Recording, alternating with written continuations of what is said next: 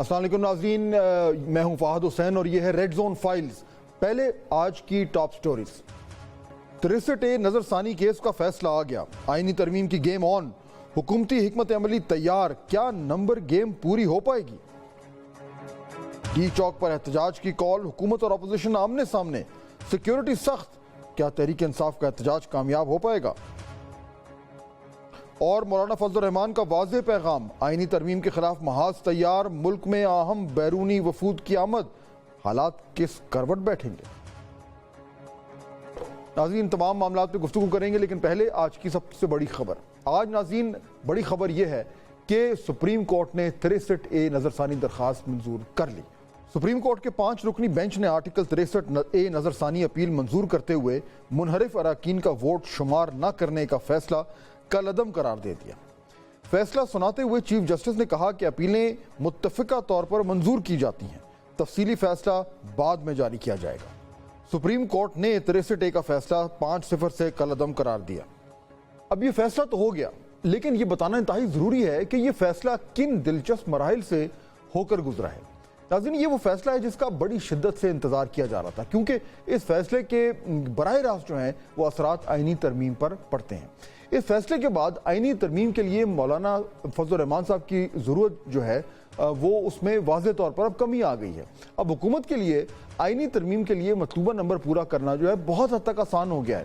حکومت اس پوزیشن میں آ گئی ہے کہ پلان اے کے بعد پلان بی اور پلان سی پر بھی آسانی سے عمل درآمد کر سکے۔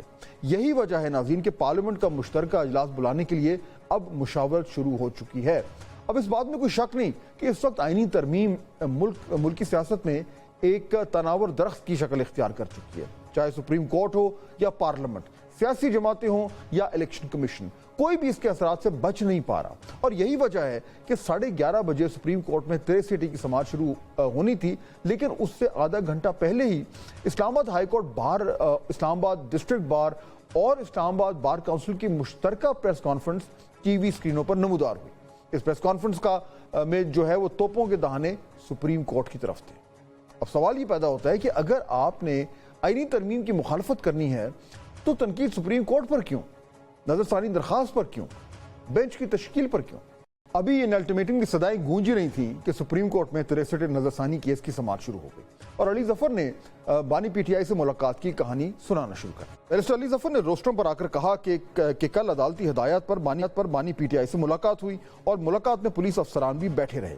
یہ کوئی وکیل اور کلائنٹ کی ملاقات نہیں تھی۔ بیرسٹر علی ظفر نے کہا کہ بانی پی ٹی آئی نے ویڈیو لنک کے ذریعے عدالت میں پیش ہونے کی استدعا کی ہے۔ بانی پی ٹی آئی کی ہدایت ہے کہ اس بینچ کی تشکیل درست نہیں، اس بینچ کے سامنے کارروائی جاری نہیں رکھ سکتے۔ لیکن ناظرین مزے کی بات یہ ہے کہ بائیکاٹ کرنے کے باوجود عدالت نے علی ظفر اور کو جو ہے وہ عدالتی معاون مقرر کر دیا اور وہ 1 گھنٹے 30 منٹ تک عدالتی کارروائی کا حصہ بنے رہے، جو کئی پی ٹی آئی لیڈران کو ناگوار بھی گزرا۔ سپریم کورٹ میں سماعت کے دوران فلور کراسنگ کی باتیں بھی زیر بحث آئیں۔ علی ظفر نے کہا کہ آج پھر سے ہارس ٹریڈنگ کا راستہ کھلنے جا رہا ہے۔ 25 اکتوبر سے پہلے یہ لوگ فیصلہ چاہتے ہیں، ہارس ٹریڈنگ کے ذریعے 2/3 چاہتے ہیں، وفاداری تبدیل کر کے 2/3 حاصل کرنا چاہتے ہیں۔ چیف جسٹس آف پاکستان نے کہا کہ ہر ڈکٹیٹر کہتا ہے تمام کرپٹ ارکان اسمبلی اور ایوان کو ختم کر دوں گا، سب لوگ ملٹری رجیم کو جوائن کر لیتے ہیں اور پھر جمہوریت کا راگ شروع ہو جاتا ہے۔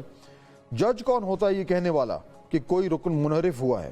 پارٹی سربراہ کا اختیار ہے وہ کسی کو منحرف ہونے کا ڈیکلیریشن دے یا نہ دے۔ حاصل بزنجو نے ایک سینٹ پر الیکشن پر کیا کہا تھا؟ سینٹ جیسے دائرے میں الیکشن کے دوران کیمرے لگائے گئے، ایک بندہ سوچتا رہا میں فلاں کو قتل کروں گا، مگر کرے نہ تو کیا سزا ہوگی؟ کیا میں سرخ اشارہ محض توڑنے کا سوچوں تو کیا میرا چلان ہو سکتا ہے؟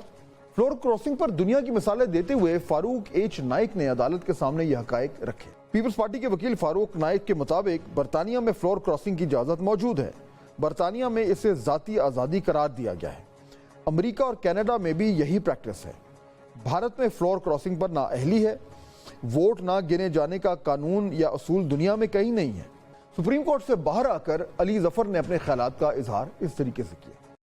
بڑا واضح ہے ابھی تک کہ یہ بینچ جو ہے وہ لیگلی کانسٹیٹیوٹ قانونی جواز پورے کرتے ہوئے وہ تشکیل نہیں دیا. میں یہ بھی ریکویسٹ کورٹ کو کر دی کہ چیف جسٹس صاحب کو اسپیشلی ایڈریس کر کے کہ آپ 17 جو جتنے بھی ججز ہیں پورے سپریم کورٹ کو بٹھا کے یہ مسائل کو سالو کریں. اگر آپ نے 63A کی تشریح کو تبدیل کر دیا تو یہ ہارس ٹریڈنگ جو ہے یہ پاکستان کے واپس آ جائے گی.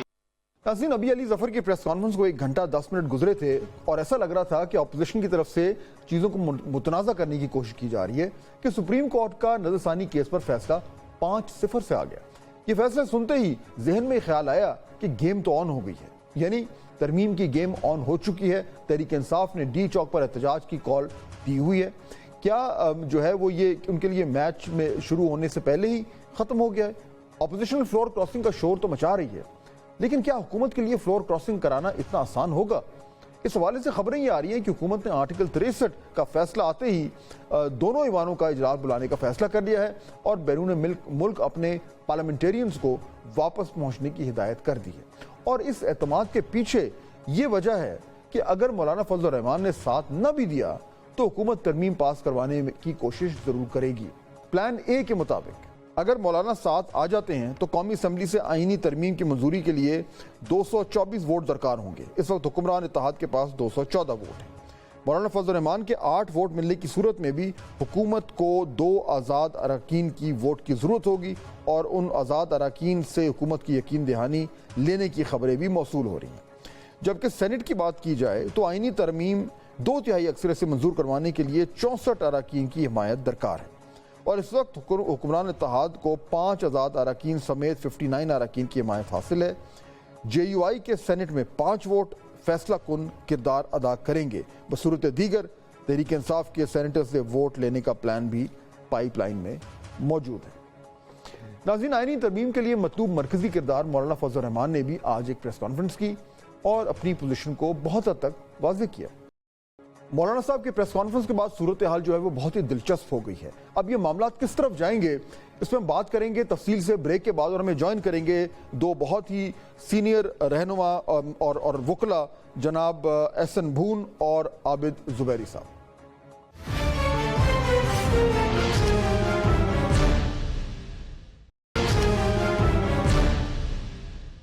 ناظرین، بریک کے بعد خوش آمدید.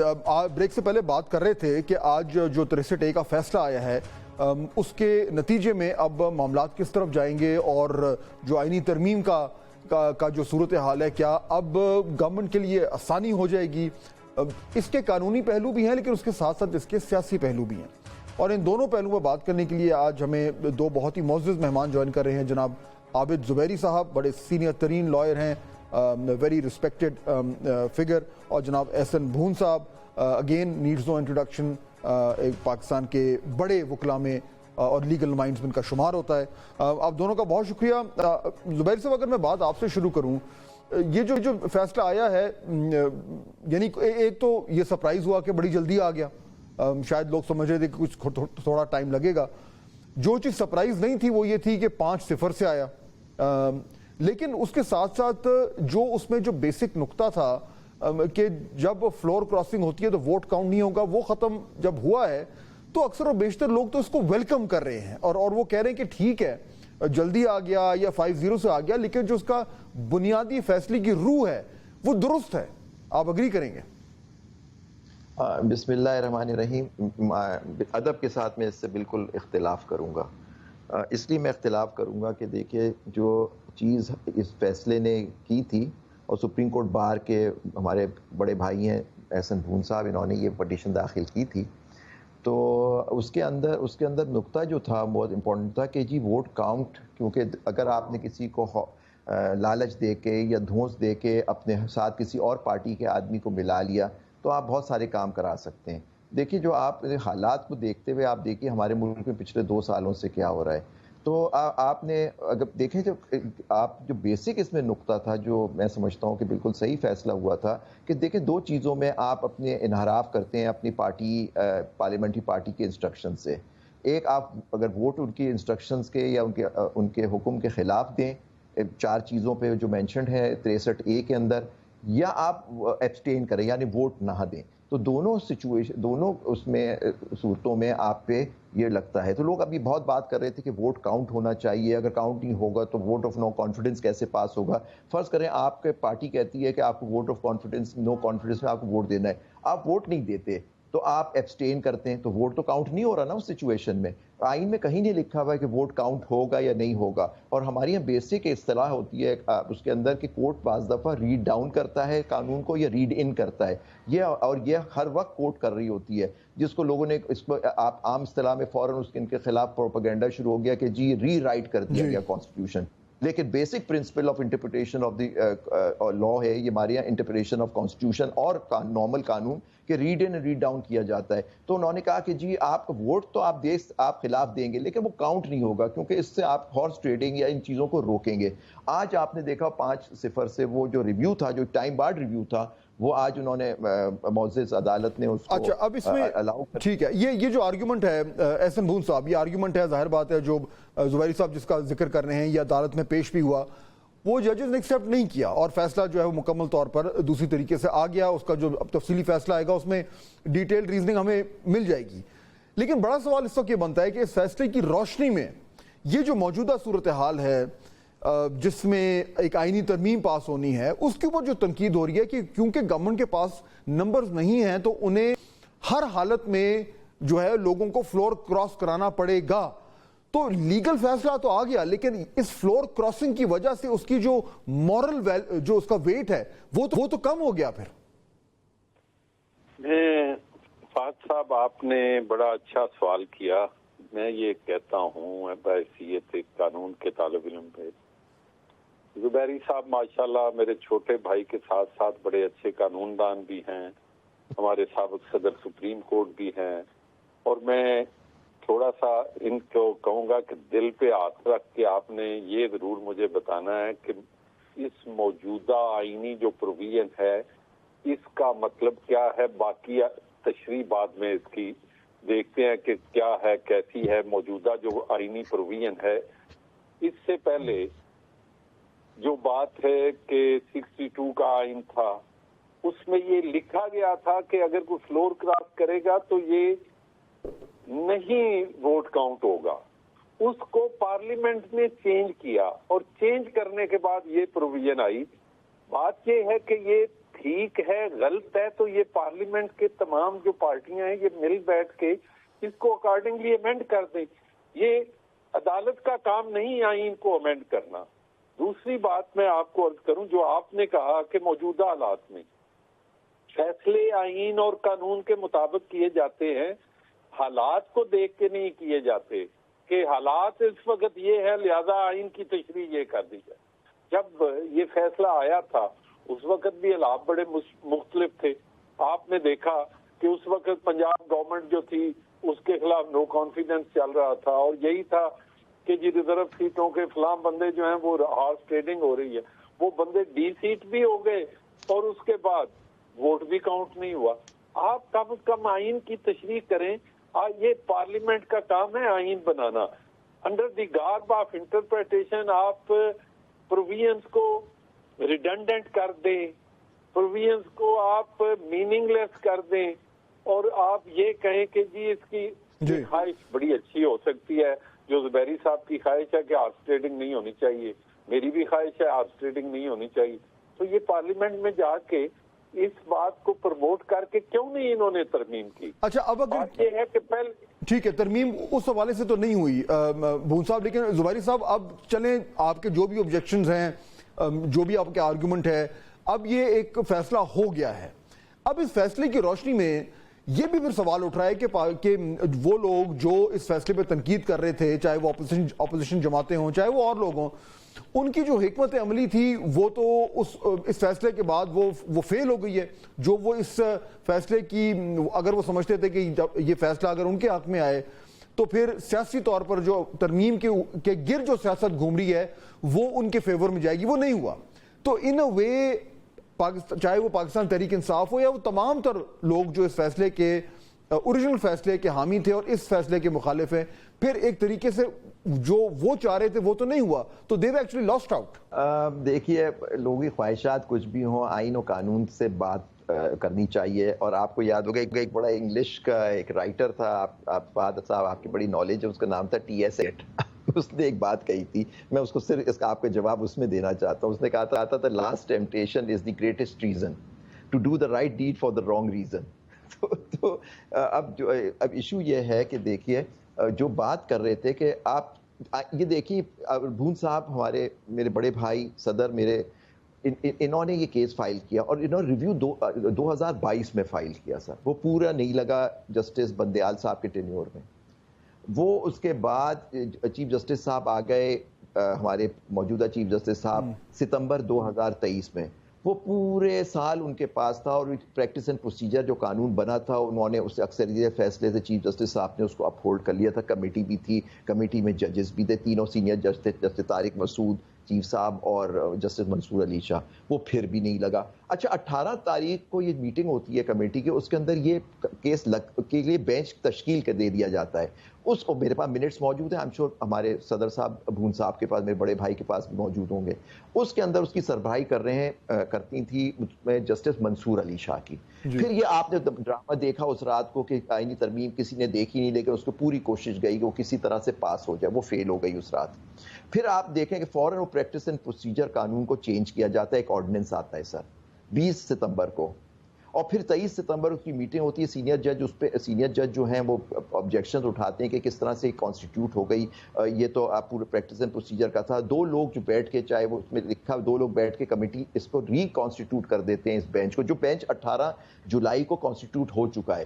تو اب پھر کر کے پھر یہ بینچ میں لگ جاتا ہے. اور پھر جب یہ جو بینچ تشکیل ہوتی ہے سب کہہ رہے تھے کہ جی یہ تو فیصلہ ہو گیا ہے پہلے ہی. جی یہ ہم خیال بینچ بیٹھ جاتی ہے جو پچھلے زمانے میں بیسک پوائنٹ آپ کا بیسک پوائنٹ کیا ہے زبیر صاحب کہ یہ بیسک پوائنٹ یہ ہے کہ یہ ترمیم کو اب دیکھ لیتے ہیں. اب دیکھیں میں آگے کا حال تو اللہ جانتا ہے, نہ میں جانتا ہوں, نہ بون بھائی احسن بھائی جانتے ہیں, نہ آپ جانتے ہیں.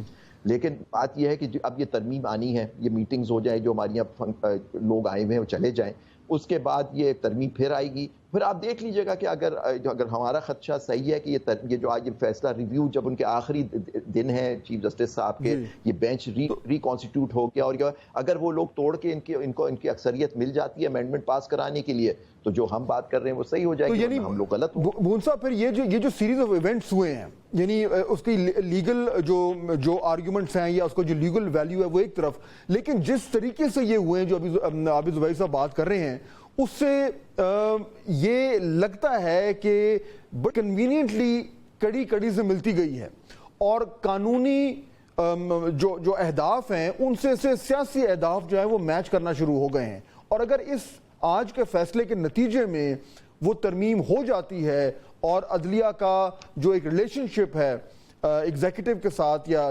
پارلیمنٹ کے ساتھ وہ چینج ہو جاتا ہے, ہسٹری میں not be very kind to this. بات یہ ہے کہ یہ تو ہسٹری جج کرے گی. یہ آپ کی اس وقت کی سوچ ہے, میری اپنی ایک اس وقت کی سوچ ہے, زبیری صاحب کی اپنی ایک وقت کی سوچ ہے. اور میں یہ سمجھتا ہوں کہ ہسٹری جب اب یہاں پہ ہر آدمی اپنے ہاتھ میں سوٹا اور ڈانگ رکھنا چاہتا ہے اور اکارڈنگلی پورے ملک کو ہانکنا چاہتا ہے. وہ ایگزیکٹو میں بھی لوگ ہیں, وہ جوڈیشری میں بھی لوگ ہیں, وہ اسٹیبلشمنٹ میں بھی لوگ ہیں. اب بات صرف اور صرف بات جو میں کرنا چاہ رہا ہوں اس میں فہد صاحب آپ جو بات کر رہے ہیں یہ بالکل زبیری صاحب نے ٹھیک فرمایا کہ پریکٹس اینڈ پروسیجر ایکٹ آ گیا تھا. جب پریکٹس اینڈ پروسیجر ایکٹ آیا 2023 کا, زبیری صاحب کو اس پہ بھی اعتراض تھا کہ یہ نہیں ہونا چاہیے, چیف جسٹس کے اختیارات کم ہوتے ہیں. میں نے اس وقت بھی یہ کہا تھا کہ یہ وکلاء کی جدوجہد ہے, بلکہ ان دوستوں نے یہ کہا تھا کہ ہم تحریک چلائیں گے اس پریکٹس اینڈ پروسیجر ایکٹ کے تحت. اور میں نے بار کے کچھ لیڈرز کو کہا تھا کہ ہم اس کو پورا رجسٹ کریں گے, اس لیے کہ ہم نے پہلے 24 سال سے کیا. اب وہ آ گیا. اب قانون کسی شخص کے بینیفٹ کے لیے نہیں ہوتا, وہ ایک نظام کے لیے ہوتا ہے. کل وہ اس کے بینیفیشری تھے اس وقت جسٹس منصور علی شاہ صاحب اور جسٹس قاضی فائزی صاحب کٹھے تھے. ہر ایک یہ چاہتا تھا کہ یہ نہیں ہونا چاہیے, یہ کل کو آئیں گے تو یہ پھر ان کو اس وقت یہ سمجھتے تھے کہ کل کو منیب اختر صاحب کے لیے یہ نقصان دہ ہوگا. آج جب وہ قانون بن گیا اور قانون کے بعد اس میں جسٹس اپنا منصور علی شاہ صاحب اور جسٹس منیر اب ایک نقطہ نظر ایک پیج پہ آ گئے تو آج کے موجودہ چیف جسٹس کو یہ ڈیفیکلٹی نظر آنے لگی. اب ہم نے انہوں نے چیلنج کیا وہ اپ ہولڈ ہو گیا. آج ہم نے پھر ڈس اپروو کی یہ جو انہوں نے آرڈیننس کے ذریعے, میری بات سنیے گا, آرڈیننس کے ذریعے جب انہوں نے کیا تو ہم نے اس کو پاکستان بار کونسل کے پلیٹ فارم سے بھی مسترد کیا اور ہم سمجھتے ہیں کہ نہیں ہونا. لیکن چونکہ آئین کے تحت اختیار ہے پریزیڈنٹ کو, لا آف دی لینڈ وہ بن گیا, اس کے تحت بینچ جو ہے اگر موجودہ لا آف دی لینڈ کسی خواہش کے مطابق بینچ نہیں بنا لیکن وہ ویلڈ لا کے تحت بنا ہے, اس کو آپ یہ نہیں کہہ سکتے کہ یہ غیر قانونی. دوسری بات, ٹائم پہ ختم ہو گیا ہمارے پاس. میں ایک آخری بات جو کرنا چاہتا ہوں, ریویو جو ہوتا ہے نا, ہم روز بطور وکیل پیش کرتے ہیں, اس میں تو 5 منٹ میں فیصلہ بھی نہیں, 5 منٹ بھی نہیں جج دیتے. اس میں آج تیسرا دن ہے, 3 دنوں کے 2 ججمنٹس کو دیکھنا ہے, تو اس میں کون سی اتنی بات ہو گئی جی یہ بڑی جلدی میں اجلت میں. یہ ایک کسی بندے کے خلاف نہیں ہے, یہ ایک آئینی پروویژن کی تشریح ہے. ٹھیک ہو گیا, بہت شکریہ آپ دونوں کا, بہت شکریہ آپ نے ہمیں جوائن کیا. ناظرین, اب جس طرح میں پہلے کہہ رہا تھا کہ فیصلہ تو آ گیا اور کیونکہ وہ آ گیا ہے تو اس سے جو ریالٹی تھی وہ چینج ہو گئی ہے, ایک نئی ریالٹی جو ہے وہ سامنے آ گئی ہے اور اس نئی ریالٹی کے تحت جو ہے اب گورنمنٹ کے پاس یہ آپشن آ گیا ہے کہ وہ دوسری سائڈ سے لوگوں کو توڑ کر اور ان کو فلور کراس کرا کر اور ان کا ووٹ کاؤنٹ کروائے, وہ جو گیپ آ رہا ہے اس کو پورا کرے. اب دیکھنا یہ ہے کہ وہ پلان اے, جس طرح کہ پہلے ہم ذکر کر رہے تھے کہ پلان اے ہے مولانا فضل الرحمان, اگر وہ نہیں آتے, جو کہ آج کی پریس کانفرنس کے بعد لگتا یہ ہے کہ ان کا گورنمنٹ کے ساتھ جو ہے وہ بہت زیادہ قربتیں نہیں نظر آ رہی, تو پھر پلان بی, اور پلان بی میں ان کے پاس گورنمنٹ کے پاس اتنے لوگ ہوں گے جن کو اس طریقے سے فلور کراس کرا کے ان کا ووٹ جو ہے وہ کاؤنٹ کرائیں. That is something that we all have to look out for. Break کا وقت ہو رہا ہے ناظرین, لیکن جہاں پہ یہ فیصلہ آج آیا وہیں پر کل جو ہے وہ سڑکوں پہ فیصلہ ہونے کی بات ہو رہی ہے, اور پاکستان تحریک انصاف نے یہ جو ہے وہ بالکل کلیئرلی کہا ہوا ہے کہ کل وہ ڈی چوک کی طرف آئیں گے. دوسری طرف گورنمنٹ کی طرف سے بڑی سخت وارننگ آ گئی ہے کہ اگر پی ٹی آئی نے انسسٹ کیا اور وہ تمام تر وارننگز کے باوجود جو ہے وہ آئے تو پھر دوسری طرف سے بھی جو ہے وہ معاملات بڑی سختی سے ان سے نمٹا جائے گا. تو یہ کل کے دن صورتحال کتنی گڑبڑ ہو سکتی ہے, معاملات کہاں جائیں گے, یہ جو سیاسی ایک کرائسس, آن گوئنگ کرائسس ہے, اس میں کل کیا نیا موڑ آئے گا, اس میں بات کریں گے. بریک کے بعد 2 بہت یہ اہم تجزیہ کار ہمیں جوائن کریں گے. ڈو اسٹے وتھ اس.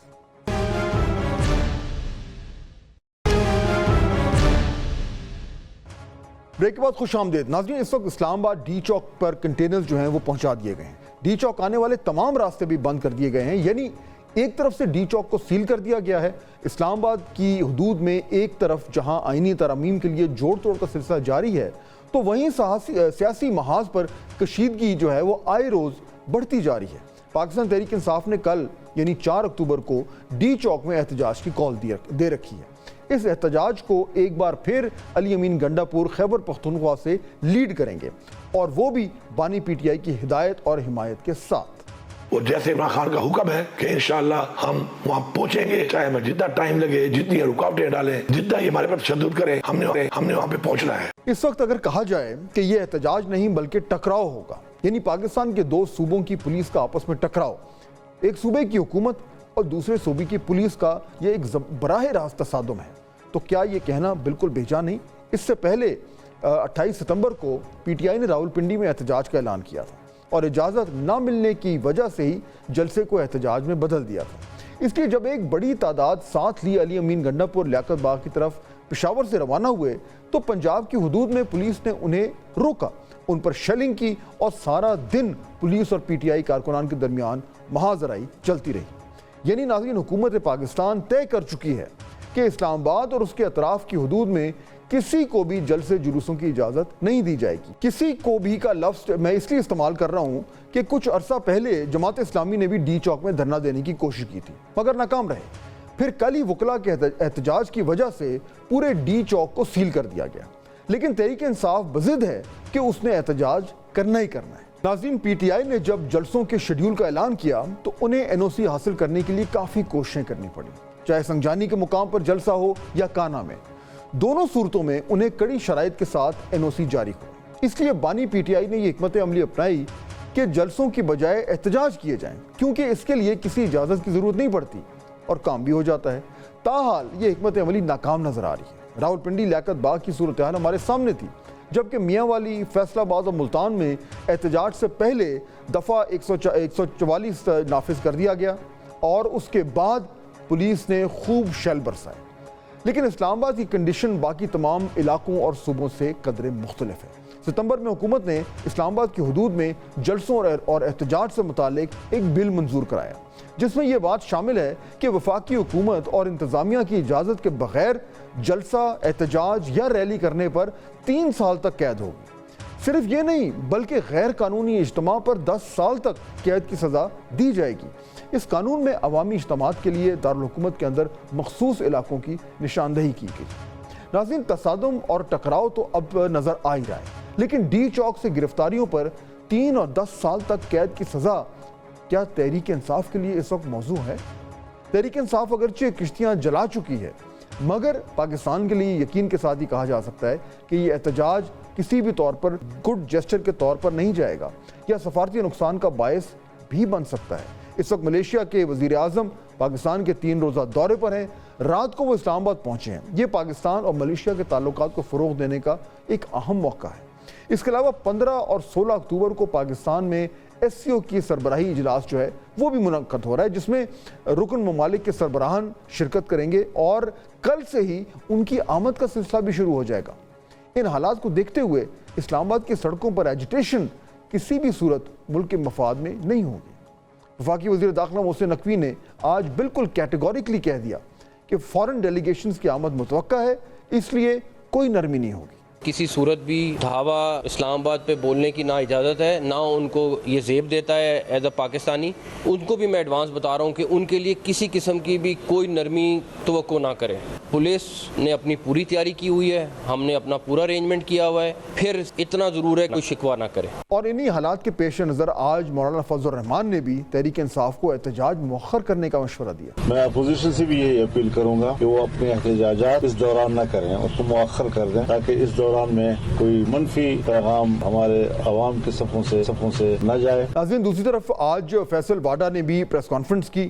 ان کی باتیں جو تھیں وہ کافی سخت تھیں اور ایک طریقے سے شاید کچھ حد تک الارمنگ بھی تھی۔ میرے لیے گنڈا پوری میرا کولیگ رہ چکا ہے، میرا دوست رہ چکا ہے، میرے آج اس کے سیاسی اختلافات ہیں، اس کی زندگی بھی تو امپورٹنٹ، کیونکہ وہ آزادی کی بات کر رہے ہیں، غلامی سے نجات کی بات کر رہے ہیں۔ سب سے پہلے تو وہ اپنے بیٹوں کو یہاں بلا لیں، کیونکہ باپ کی لیگیسی ہے، باپ اتنا بڑا کام ان کے مطابق پاکستان میں کرنے جا رہا ہے، تو پھر اپنے بیٹے بھی سامنے لے آئیں، غریبوں کے، معصوموں کے، پاکستانیوں کے بچے، اور ان کی زندگیوں سے نہ کھیلیں۔ اب کل کیا ہونے جا رہا ہے؟ حکومت کا موقف تو واضح ہے کہ آہنی ہاتھوں سے نمٹا جائے گا۔ تحریک انصاف کیا کرے گی؟ احتجاج کو مؤخر کرے گی یا جو پلان ہے اس کے مطابق وہ آگے بڑھیں گے؟ اس صورتحال پہ بات کرنے کے لیے ہمیں جوائن کر رہے ہیں 2 بہت ہی معزز مہمان، جناب احمد بلال محبوب صاحب جو کہ سربراہ ہیں پلڈیٹ کے، اور جناب عامر الیاس رانا صاحب پاکستان کے سینئر اور معتبر صحافیوں میں ان کا شمار ہوتا ہے، فیلڈ رپورٹنگ بھی کرتے ہیں اور تجزیہ بھی کرتے ہیں۔ آپ دونوں کا بہت شکریہ۔ بلال صاحب، یہ جو صورتحال ڈیولپ ہو رہی ہے کل کی، میں تو یہ الارمنگ کا لفظ استعمال کر رہا تھا کہ ایک طرف بالکل گورنمنٹ نے کہا ہے کہ جی سوال ہی پیدا نہیں ہوتا، پاکستان تحریک انصاف نے اگر یعنی کہ انہوں نے اصرار کیا کہ انہوں نے ڈی چوک پہ آنا ہے تو پھر بڑی سختی سے نمٹا جائے گا۔ دوسری طرف پی ٹی آئی کی طرف سے بھی یہ دیکھتے ہوئے کہ بڑا کروشل وقت ہے، فورن لیڈرز آئے ہوئے ہیں اور آنے جا رہے ہیں، ایسے موقع پہ یہ اصرار کرنا، تو یہ کیا پی ٹی آئی کا یہ جو اصرار ہے یہ ایک ریشنل ڈیسیشن لگ رہا ہے آپ کو، یا انہوں نے فیصلہ کر لیا کہ بس اس سسٹم میں ہمیں جگہ نہیں مل رہی تو ہم پھر اسی طریقے سے بیہیو کریں گے جیسے ہمارا دل کرے گا؟ دیکھیے، یہ آپ کا جو آخری سوال تھا، ماضی میں تو ایسے ہی ہوتا رہا ہے، اور جس ٹائٹ کارنر میں ہے اس میں تو یہ قرینِ قیاس ہے، یعنی یہ بات زیادہ یقین کرنے کے لیے ذہن مانتا ہے کہ وہ شاید ایسے موقع پہ جتنا ہی گورنمنٹ کو امبیرس کر سکیں گے وہ کریں گے، کیونکہ اس سے حکومت کے اوپر دباؤ پڑے گا۔ اس دباؤ کے نتیجے میں اگر کوئی چیز ہونے کا امکان ہوگا تو وہ ہو جائے گی. ان کے ہاتھ میں تو صرف یہی ہے نا کہ جتنا دباؤ ڈال سکے وہ ڈالیں. تو یہ ایسے موقع پہ جب معزز مہمان آ رہے ہیں، اس معزز مہمانوں کے سامنے احتجاج کرنا حکومت نہیں چاہے گی کہ ہو، تو میرا تو خیال ہے کہ وہ اس سے فائدہ اٹھائیں گے. لیکن مجھے ایک موہوم سی ہلکی سی امید یہ بھی ہے کہ آج مولانا فضل الرحمان صاحب نے جس طرح سے گفتگو کی ہے وہ بہت ایک معقول اسٹیٹس مین کی گفتگو ہے. اس میں انہوں نے یہ بات کہی ہے کہ انہوں نے ویلکم کیا ہے ایس سی او کے آنے والے مہمانوں کو اور کہا کہ ایسے موقع پہ احتجاج نہیں ہونا چاہیے، اس کو مؤخر کر دینا چاہیے. ہو سکتا ہے کہ وہ اپنے مولانا آج کل ان کے کسی حد تک ان کے الہی ہیں، تو ہو سکتا ہے کہ ان کی بات سن کے وہ اس بات کا اعلان کرتے ہیں آج رات کسی وقت کہ ہم یہ احتجاج کو پوسٹ پون کر رہے ہیں. بہت سینسیبل بات ہوگی اگر وہ ایسا کر دیں. ایک بار وہ کر چکے ہیں ماضی میں، تو اگر اس دفعہ بھی کر دیں گے تو بہت اچھی بات ہوگی. ان کے لیے ایک اچھا میسج لوگوں کے اندر بھی جائے گا. لیکن عامر صاحب یہ جس طرح ابھی بلال صاحب بات کر رہے ہیں کہ اگر تو یہ پہلی بار تو نہیں کہ ایسا ہو رہا ہے، یعنی اگر آپ وہاں سے شروع کریں جب وہ چائنیز پریزیڈنٹ آئے تھے پاکستان کئی سال پہلے، تب جو کچھ ہو رہا تھا، اور اس کے بعد یہ جو ایک conscious decision making P T I کی لیڈرشپ کرتی ہے، چاہے وہ آئی ایم ایف کو خط لکھنا یا اس طرح کے کام کرنا ہے جہاں پہ ملکی مفادات جڑے ہوئے ہیں. اب یہ وہ ظاہر بات ہے سوچ سمجھ کے کرتے ہیں. اور یہ والا بھی جو معاملہ ہے جو ملیشین پرائم منسٹر آئے ہوئے ہیں یا جو ایس سی او کے سمٹ میں جو لوگ آ رہے ہیں، یہ ایک دم تو نہیں آ رہے، یہ سب کو پتا تھا کہ یہ آ رہے ہیں. تو اس تاریخ کا فیصلہ کرنا کہ 4 اکتوبر کو ہم نے یہ کرنا ہے اور پھر بعد میں اگر واپس لینا، تو دونوں طرف سے آپ کے خیال میں پی ٹی آئی کو نقصان ہی نقصان ہے، یا کہیں اس تمام تر حکمت عملی سے انہیں فائدہ بھی ہو رہا ہے؟ دیکھیں، فائدے والی تو کوئی کہانی نہیں ہے. عمران خان کی سرشت میں ہی نہیں ہے کہ وہ کوئی آرام سے کام کر سکے. جب وہ اقتدار میں نہیں تھے پہلے، تو وہ اقتدار میں آنے کے لیے ہر کام جس کا آپ نے اشارہ کیا 2014 کے دھرنے میں، چاہے وہ چینی پریزیڈنٹ آ رہے ہوں یا کچھ بھی ہو، وہ نہیں مانے. اور اس وقت تو وہ فوج کی گود میں تھے اور ان کے ذریعے ان کے تھریٹ پہ دھمکاتے تھے حکومت کو بھی اور کام کرنے کی کوشش کر رہے تھے. کامیاب تو وہ اس وقت بھی نہ ہوئے، چند سال بعد میں ہوئے. اب بھی دیکھیں، میں آپ کو چھوٹی سی مثال دیتا ہوں کہ انہوں نے خود کہلوایا مشال یوسفزئی سے، جتنے اڈیالہ میں رپورٹر جاتے ہیں نا، ان کو چائے پلائی مشال نے کھوکے پہ اور کہا کہ یہ خان صاحب کا پیغام ہے کہ بیرسٹر گور سے میں ناخوش ہوں اور وہ بہت گندا کام کر رہے ہیں اور وہ ڈرپوک آدمی ہے. اور اگلے دن خان صاحب نے تردید کر دی. اب ان سے کو پوچھے بھائی مشال نے آپ کا نام لے کے یہ خبر فیڈ کی رپورٹروں کو. خان صاحب خود ہر طرف کھیلتے ہیں، اپنے لوگوں کو بھی کھلاتے ہیں تاکہ کنفیوژن بھی برقرار رہے اور جس میں ان کا فائدہ ہو وہ دیکھ لیں. ابھی یہ احتجاج وہ اس لیے نہیں کر رہے کہ انہوں نے کسی پریشر میں آ جانا ہے. لوگوں نے مار کھانی ہے. وہ تو پہلے بھی آپ کو 16 میں جب چودھری نثار نے سختی دکھائی تھی تو وہ ڈنڈ پیلتے ہوئے نظر آئے تھے بنی گالہ میں اور اس دیوار سے باہر نہیں آئے تھے کہ جناب میں تو بڑی تیاری کر رہا ہوں. جہاں پہ آپ کو یاد ہے اس دفعہ علی امین گنڈا پور شہد کی بوتل جب پکڑی گئی تھی تو دوڑتے ہوئے ہمیں نظر آ رہے تھے سڑک پہ. یہ اس وقت کی بات کر رہا ہوں. وہاں پہ صرف حماد اظہر اور جو سینیٹر احمد ولید ہیں، سوری ولید اقبال ہیں، وہ اس وقت اوریجنلی تیزی سے اپنی مہم کی قیادت کر رہے تھے 2016 کے دھرنے کی. آج وہ سارے غائب ہیں لوگ، نئی قیادت آ چکی ہوئی ہے. اور علی امین گنڈا پور جو مل کے بھی آئے اڈیالہ میں اور خاموش رہے اور یہی اطلاعات تھی کہ وہ خان صاحب نہیں مانے، یہ ان کے لیے بھی ٹیسٹ کیس ہے. اسلام آباد کے لوگوں کے لیے تو ہو ہی گیا ہے کیونکہ راستے تو بند کر دیے ہیں، شہر کھلا رہے لیکن ارد گرد آنے جانے پہ تو پابندیاں ساری طرف لگ چکی ہوئی ہیں.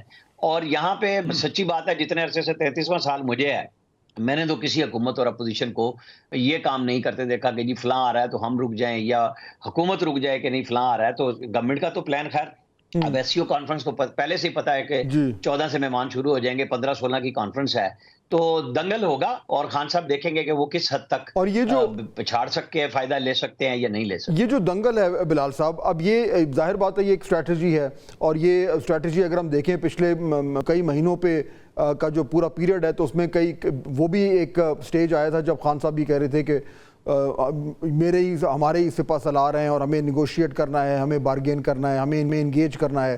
لیڈرشپ جو پی ٹی آئی کی تھی وہ بھی بڑی سافٹ ہو گئی تھی اسٹیبلشمنٹ کی طرف.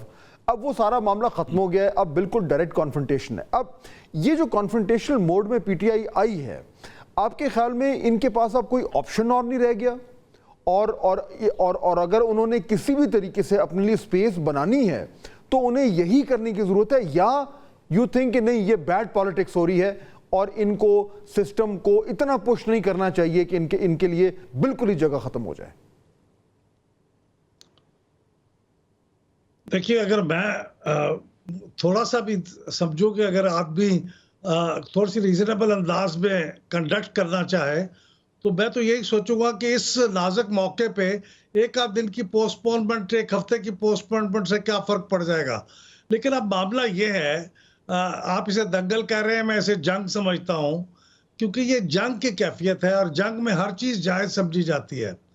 اور اس میں جو اہم نقطہ یہ ہے کہ 25 تاریخ کو قاضی فائز عیسیٰ صاحب ریٹائر ہو جائیں گے، اور بلاول بھٹو بھی یہ کہہ چکے ہیں، اور بظاہر بھی یہ بات یہی لگتی ہے کہ اس سے پہلے حکومت یہ آئینی ترمیم کرنا چاہے گی. اور یہ آئینی ترمیم کا ہو جانا ایک بہت اہم مائل سٹون ہوگا. اگر یہ ہو جاتی ہے تو پی ٹی آئی کے لیے بہت بڑا سیٹ بیک ہوگا، اور اگر یہ کرانے میں پھر ناکام ہو جاتے ہیں تو حکومت کے لیے بہت بڑا سیٹ بیک ہوگا. تو اس لیے میرے خیال ان کے پاس، اگرچہ خواہش ہماری یہ ہے کہ وہ کچھ سن لیں، فضل الرحمان صاحب کی سن لیں اور پیچھے ہو جائیں، لیکن بظاہر لگتا ہے کہ سٹیکس بہت ہائی ہے اور وہ شاید کچھ نہ کچھ کرنے کی کوشش ضرور کریں گے. اچھا، اب تو عامر صاحب پھر یہ جو کوشش تو پوری کریں گے، لیکن جہاں پہ آئینی ترمیم کی بات ہے تو اب آج کیونکہ 63A کا جو ہے وہ فیصلہ آ گیا ہے اور اب وہ ووٹ جو لوگ فلور کراس کریں گے وہ ووٹ ان کا کاؤنٹ ہوگا. آپ کی کیا خبر ہے، کیا اسیسمنٹ ہے کہ حکومت کے پاس نمبرز آ گئے ہیں ود اور وداؤٹ فضل الرحمان صاحب، اور آئینی ترمیم پاس کرانے کے لیے وہ ایک اچھی پوزیشن میں ہیں، یا ابھی بھی ان کو بہت زیادہ مشکلات کا سامنا ہے؟ دیکھیں فاتح صاحب، میں نے 27 کو جس دن وزیر اعظم کا خطاب تھا نیو یارک میں، وہاں ان کے ساتھ لوگوں سے جب ملاقات کی جنرل اسمبلی میں ہی، تو میں نے وہیں سے یہ خبر دی تھی کہ گورنمنٹ سوموار کو دونوں سیشن بلانا چاہ رہی ہے اور اس کا فیصلہ 63A کے ساتھ ہی مشروط ہوگا. گورنمنٹ کو توقع تھی کہ فیصلہ آ جائے گا اور وہ آ گیا. اچھا، ٹائم لائن پہ بھی بات ہو رہی ہے کہ جی دیکھیں نا، ان ججوں نے 8 ججوں نے بھی تفصیلی فیصلہ جو 11 اگست کو دینا تھا 14 ستمبر کو دیا. انہوں نے بھی اپنی ٹائم لائن دیکھی کہ بھئی یہ تو پھر ہماری، کیونکہ یہاں منصور علی شاہ صاحب کا بھی بہرحال اپنا ذاتی انٹرسٹ نظر آیا جب وہ مخصوص نشستوں پہ سٹے بھی دیا انہوں نے اور وہ لائن بھی بدل گئے. تو ہمارے ہاں تو ہمیشہ جوڈیشری نے اس طرح کا کام کیا، تو ہمیں کسی سے یہ توقع رکھنا کہ یہ اچھا ہے یا برا ہے، تو قاضی صاحب بھی پھر اب وہ تنگ آمد بجنگ آمد بات ہے، 25 اکتوبر کی ہے تو کھلی بات ہے نا سب کو. اب گورنمنٹ کے پاس جو میں نے آپ کو اجلاس کی ڈیٹ بتائیں، تو میرے خیال میں جو مجھے انہوں نے بتایا تھا کہ ہمارے پاس نمبرز پورے ہیں. اچھا، لیکن یہ سب جھاکا بھی دیں گے اور چاہیں گے مولانا فضل الرحمان کو کہ کسی طرح وہ ان کے ساتھ آ جائیں، ورنہ پھر یہ آئینی ترمیم تو کریں گے ان کے بغیر بھی، لیکن ان کی آخری وقت تک کوشش ہوگی کہ مولانا فضل الرحمان کو راضی کر لیا جائے. وہ کس قیمت پہ، سیاسی قیمت پہ راضی ہوں گے، کیونکہ وہ بھی بہت بڑھا رہے ہیں، پریشر بھی بڑھا رہے ہیں کہ اگر آپ کریں گے تو میں نہیں قبول کروں گا. تو ان کو پتا ہے کہ تھوڑی سی میری ویٹیج اس وقت بھی موجود ہے. وہ دیکھنے والی بات ہوگی کہ بارگیننگ کہاں جا کے رکتی ہے. بہت شکریہ آپ دونوں کا، آپ نے ہمیں جوائن کیا. ناظرین، صورتحال ایک بہت ہی نازک موڑ پہ کھڑی ہوئی ہے، جس طرح اکثر و بیشتر اسی نازک موڑ پہ کھڑی رہتی ہے. کل بڑا امپورٹنٹ دن ہے اور امید اس امید پہ آج کا پروگرام ختم کرتے ہیں کہ سب لوگ ہوش کے ناخن لیں اور معاملات جو ہیں وہ بگڑنے کی بجائے کچھ حد تک سدھریں. آپ سے انشاءاللہ ملاقات ہوگی نیکسٹ ویک. اللہ حافظ.